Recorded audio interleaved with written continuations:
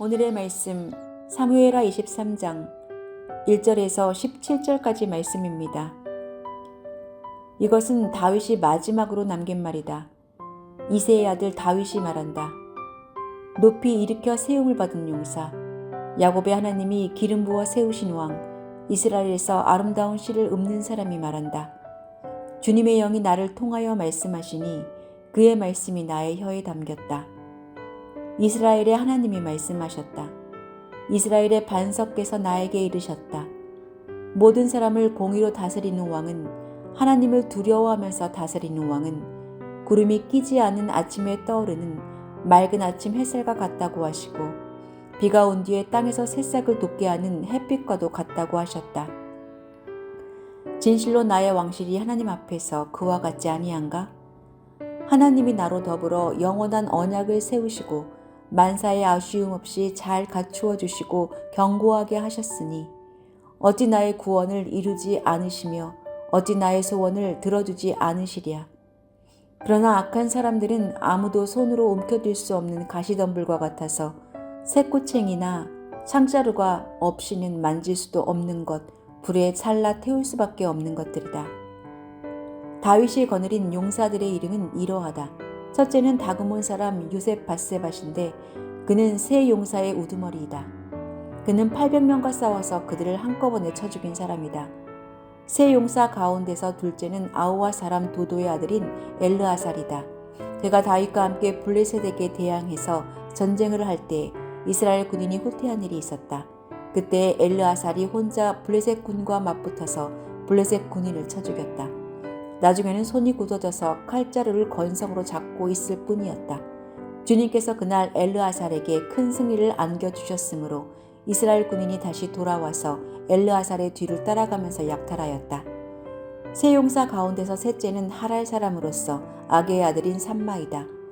블레셋 군대가 레이에 집결하였을 때 그곳에는 팥을 가득 심은 팥밭이 있었는데 이스라엘 군대가 블레셋 군대를 보고서 도망하였지만 삼마는 밭의 한가운데 버티고 서서 그 밭을 지키면서 블레셋 군인을 쳐 죽였다.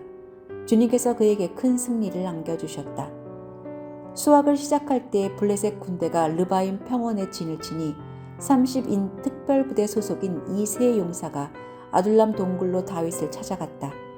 그때 다윗은 산성 요새에 있었고 블레셋 군대의 진은 베들레헴에 있었다.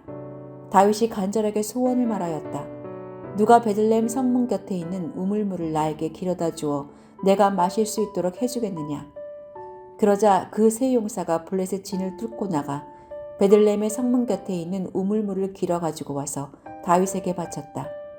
그러나 다윗은 그 물을 마시지 않고 길어온 물을 주님께 부어드리고 나서 이렇게 말씀드렸다. 주님, 이 물을 제가 어찌 감히 마시겠습니까? 이것은 목숨을 걸고 다녀온 세 용사의 피가 아닙니까? 그러면서 그는 물을 마시지 않았다. 이 세 용사가 바로 이런 일을 하였다.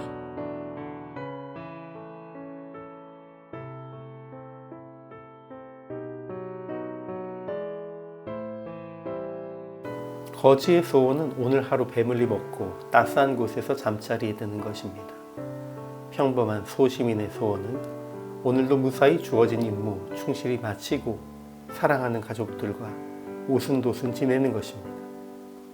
그러나 왕의 소원은 온 백성이 평안하고 나라가 부강해지는 것입니다. 그런데 만일 왕이 자기 배를 불리고 오늘 무엇을 하면서 즐겁게 지낼까 하는 것만 생각하고 소원한다면 거지나 소시민과 다를 바 없을 것이고, 하루 먹을 것이 없는 거지 신세이면서도 가진 것을 나누어주고 백성과 나라를 걱정한다면 그는 왕의 마음을 품은 것입니다. 그러므로 우리는 주어진 신분이 아닌 품고 있는 소망으로 그의 신분을 분별할 수 있어야 합니다. 다윗은 하나님의 말씀을 언급하면서 자신이 백성들을 공의와 하나님을 경외함으로 다스렸다라고 자부합니다. 그러므로 자기 집안이 돋는 해의 아침빛 같고 구름 없는 아침 같고 비 내린 후의 광선으로 땅에서 우미 돋는 새 풀 같을 것이며, 하나님이 자기와 더불어 영원한 언약을 세우셨고 자기의 구원과 모든 소원을 이루실 것이라고 노래합니다.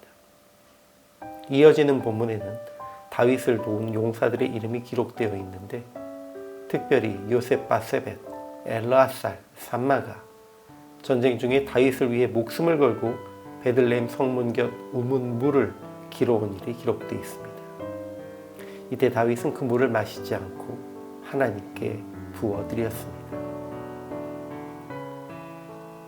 오늘 본문에 기록된 다윗의 마지막 말은 이스라엘 왕은 이러해야 한다는 지침이며 동시에 자신이 그렇게 다스렸다고 하는 자부심의 표현입니다. 다윗은 하나님의 말씀을 빌어 공의와 하나님을 경외함으로 이스라엘의 백성을 다스린 일을 하나님께서 돋는 해와 같고 새순과 같다고 하셨으며 그것이 바로 자신이라고 말합니다.